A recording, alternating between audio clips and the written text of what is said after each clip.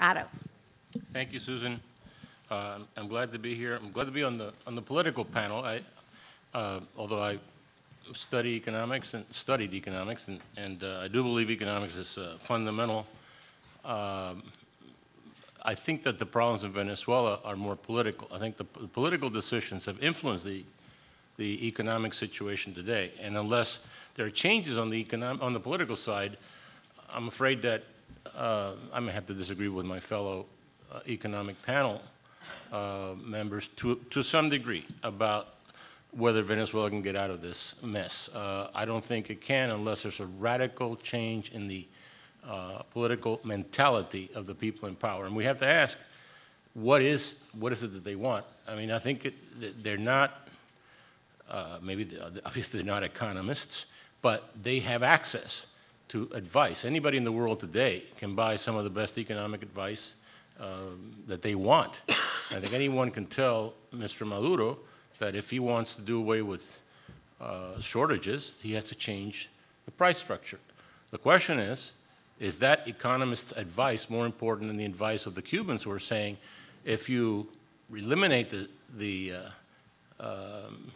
reason for the shortages, you're going to give up a lot of control. I mean, the Cubans have stayed in power 55 years, and of course driven the country completely into the ground by putting political considerations way ahead of economic considerations. Venezuela and Cuba have a lot in common, and you know, what I want to do, rather than talk about, at the very end, maybe talk about a little bit about U.S. policy in the near term, is try to ask, how did we get here? How did a country as wealthy as Venezuela, and I was ambassador to Venezuela, went to every corner of the country. I was absolutely amazed by the wealth of Venezuela. How does a country that wealthy, lacking no natural resources, it has climate, it has geography, it has water, it has hydrocarbons, minerals, arable land. Venezuela should be one of the wealthiest countries in the world, even without having the largest oil reserves in the world. So it got here by following a failed economic model. That's very obvious to us, but why is it important to repeat it? Because it's being copied. I mean, incredibly, not only in places like Ecuador and Bolivia or Nicaragua or others, but Greece and Spain. I mean, the fact that there are leaders, political leaders in Greece and Spain, implying, perhaps even being more clear about following this same kind of a socialist, populist, Chavista model, I think it should be a cause for concern for U.S. policymakers, for the business community, and for the stability of the world, what it means. So we shouldn't be surprised about what's happened in Venezuela, because from the time that Chavez came in, he said he was going to follow the Cuban model. We know what the result of the Cuban model is: increasing shortages, increasing control by the government to keep down disturbances as a result of the shortages, imposition of a radical Marxist, in the case of Cuba. In the case of Chavez, he called it 21st century socialism. The result was basically the same, without the violence that, the extent of violence that Castro imposed on the country in the first couple of years, with literally thousands and thousands of executions and hundreds of thousands of arrests. That did not happen in Venezuela. It happened to a much lesser degree. One of the factors that I think is underestimated in looking at what's going to happen in Venezuela is the fact that it is a kleptocracy. It's not a democracy. I mean, democracy is the rule of the people. It's the rule of thieves. It is an organized crime state. I believe that the people in power, gradually, but certainly today, are empowered to maintain their wealth, and they need the political power to maintain their wealth. Many of them are indicted in other countries or accused of being involved in the usual organized crime activities, money laundering, drug trafficking, some of them perhaps kidnapping, some of them murder. They have very few places to go. They can still go to Cuba. Cuba has announced that it will not return to the United States killers of policemen or other people that it is harboring who have committed crimes. So they could probably harbor some Venezuelans there for a while. But is a little too close to the United States, probably for comfort for some of them.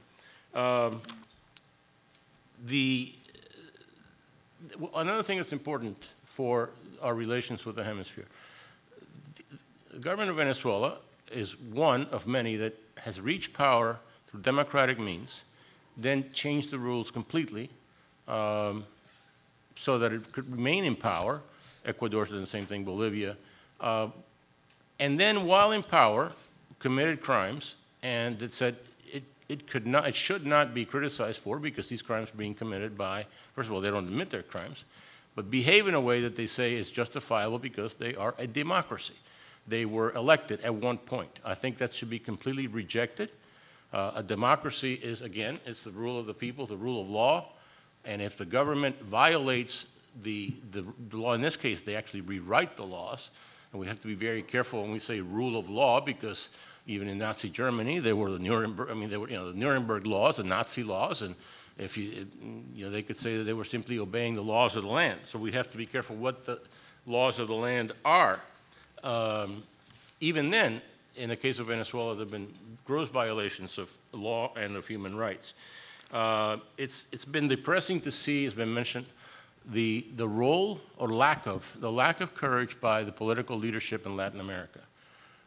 They have not only stood by and looked the other way, but in many cases, by attending all these summits with the leaders of Venezuela, of Cuba, or the other countries that are violating the law and that are destroying their economies, they have given tacit approval to them. I mean, I was very happy to see 3 former presidents of Latin America finally go to Venezuela and speak up peacefully for a political prisoner who should not be in prison, Leopoldo Lopez.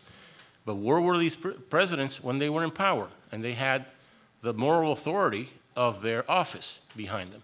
And where are the other presidents in the last 15 years? Many of whom have gone to Caracas again for summits or whatever, or attended meetings and have said nothing about the violation of human rights that they would not have accepted for a minute if they had been in the opposition in their own country and the government had done that. I mean, I know that double standards are very strange, very rare in politics, but this one is particularly noticeable. Now, again, I want to emphasize the importance of this, the organized crime nature of these Chavista-type governments. This is something that the United States should expose. We have no capability, I don't know if you all know, but we did away, I think, a big mistake with our U.S. Information Agency back in 1999. We have no informational capability. We are engaged, not only in Latin America vis-a-vis, let's say, Chavista ideology, but in the Middle East. We're engaged in a hot war against hostile ideologies, against Muslim fundamentalists, whatever you want to call them. What does the president call them? Violent extremists. We got some violent extremists in my neighborhood, for that matter. But they don't kill people. They don't burn people alive.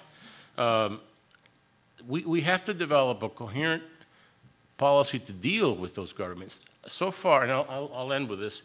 The policy of the United States towards Venezuela the last 16 years, something I know a little bit about. It started out, by the way, with an attempt by the Clinton administration, I think correctly, to engage with Mr. Chavez. There was a meeting at the United Nations in '99, the UN General Assembly, where Chavez asked President Clinton for assistance with the ecological disaster in Vargas province, the landslides, which were just taking place. And President Clinton responded by sending the U.S. Seabees, naval construction battalions from Puerto Rico, and as they were halfway to the coast of Venezuela, apparently, according to our information, Fidel Castro told Chavez that was a bad idea. You don't want the American military there, of all people, showing that they're doing good things for Venezuela. So Chavez called and said, oops, I don't want the Seabees. Just send me the tractors and the other equipment. So, of course, Clinton said, forget it. You know, the Seabees go with the tractors. And so if you don't want them, or the bulldozers, if you don't want them, they're turning back. And they turn back. Again, this is one of the examples of what I was talking about. The decisions there have been made on political and ideological grounds from the very beginning.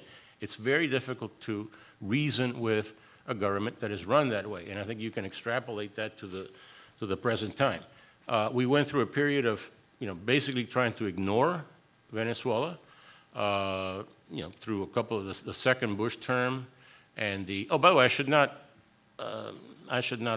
overlook the events of 2002, the attempted removal of Chavez, which was actually successful for 48 hours.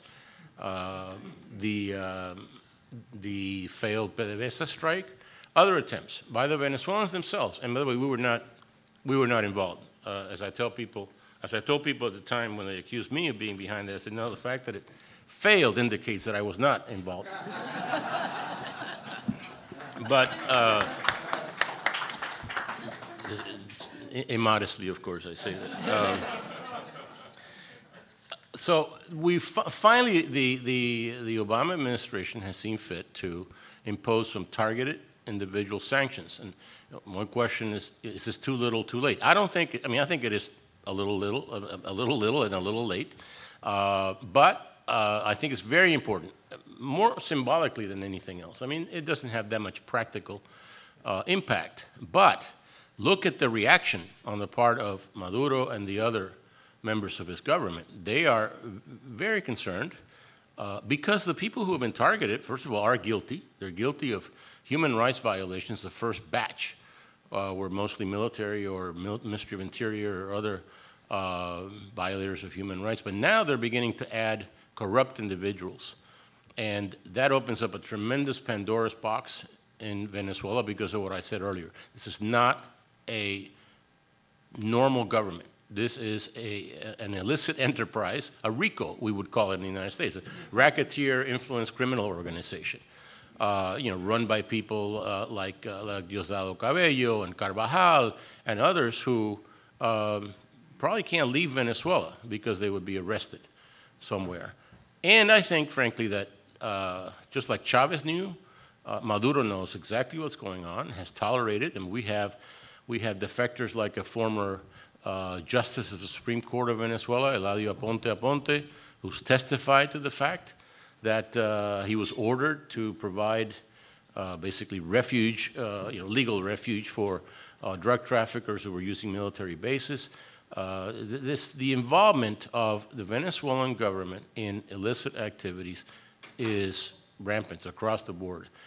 And let me just conclude. I think that the sanctions are important for that reason, for exposing, for doing what we should be doing if we had, would be doing if we had a U.S. information agency, to let the people know that the reason for the disaster that befalls Venezuela today is not anything that we have done. That's the only advantage, frankly, of having no policy towards Venezuela for the last 15 years. Nobody can blame us. I mean, some will. But the fact that the people, any reasonable or objective person will see that the collapse is due to their own economic policies, their own failed ideology, their own dishonesty and brutality. So let me just end with that and hope we have time for Q&A. Oh yeah, no, so we do have time for Q&A. Although before I open, I just want to ask you, maybe I missed it, but what are you suggesting in terms of U.S. policy toward Venezuela, if anything? I don't, Well, my position with countries like Venezuela is that we should call them, first of all, we should use, I don't mean call them names. Call them what they are? No, yeah, call them what they are. No, we should remember one thing. One of the common denominators of these countries, and I didn't get into all the other stuff that they say the ALBA countries, because it goes beyond Venezuela. Venezuela is not unique. I mean, Venezuela is, of course, the country that has brought us here to this room today, and it's very important as an example because it was so incredibly wealthy, and still is, potentially. And if it can be brought to its knees economically in 15 years, in spite of, as I said, things like the largest oil reserves in the world and all these other resources, then almost any country. What happened in Venezuela, and when I say this in Washington, sometimes people shake their head. What happened in Venezuela could easily happen in Brazil or Argentina or Mexico or any other country in Latin America. The pattern is there. And it may very well be starting to happen in Greece or Spain. Why? Because I don't think that it has been exposed sufficiently for what it is. We are acting as though we tend to project. The psychiatry uses the term projection. We project our own values onto others. We think other people are as reasonable as we are, or as peaceful as we are. If that was the case, there'd be no narcotics traffickers. There'd be no, Bosnian war criminals. There wouldn't have been a Holocaust. I think the United States needs to be a little bit more aggressive in the way, and I don't mean necessarily scream. We made a decision in the first Bush administration, Bush 43, in 2001 when I became Assistant Secretary. We were not going to enter into a war of words with Hugo Chavez, and it drove him nuts. It did. Actually, we had feedback, let's just call it that, that he wondered why the President of the United States did not get angry when he called him a donkey or a drunk, or why didn't Condoleezza Rice respond when he made, off-color remarks about her? Because he's not worth it. He wasn't worth it. But there's a long distance between that and just sitting by and doing nothing or saying nothing when a government like Venezuela's was actively supporting the terrorist FARC next door in Colombia. Now, we did help. Obviously, we did help a lot in Venezuela, and I'm sorry, in Colombia. And that was the response. The response was a very robust military / economic / political diplomatic support of Colombia, which worked. But there's a psychological side to this that I think we are failing. We have failed as a nation. This is way beyond Venezuela, what I'm talking about. But an example that we can all see is the inability we're having to influence hearts and minds in the Middle East. But back to what our policy should be is first do no wrong. I mean, I have to tell you, this is a very personal concern. I hope that the Obama administration, in its search for stability, because it fears chaos. Even in the, you can see it in the address to the nation by the president announcing the opening with Cuba. He used the word chaos. We have to avoid chaos. He says, because our experience has been, meaning in this case he was speaking for the United States, our experience has been that chaos never leads to real progress in democracy. I don't remember exactly how he put it, which is, true enough. But the experience of the last 6 years also shows that this administration cannot handle chaos. There's not a single foreign policy firestorm they've been able to put out. In fact, they've helped to create some, in my view. And they don't want one in Latin America. And so they figure, okay, let's deal with the Castro regime by basically saying, okay, 55 years, that's enough. What do you want? How much do you want, Raul? Raul, by the way, Raul is now asking for $2.5 trillion. Honestly, and I think somebody's going to show him the number of zeros, and you say, well, is that too much? I mean, what's a trillion or a billion in Cuba? There aren't any. But what I worry about is that the administration may wish to pacify Venezuela with some form of, even though it's farther away from the United States, I don't think they fear a massive wave of rafters from Venezuela, but they may fear the impact of a collapse, an economic collapse on the neighborhood, on the region.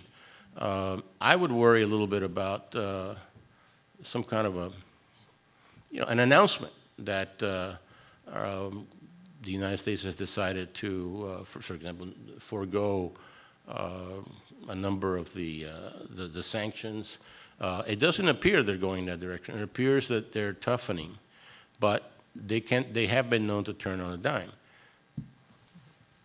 Okay.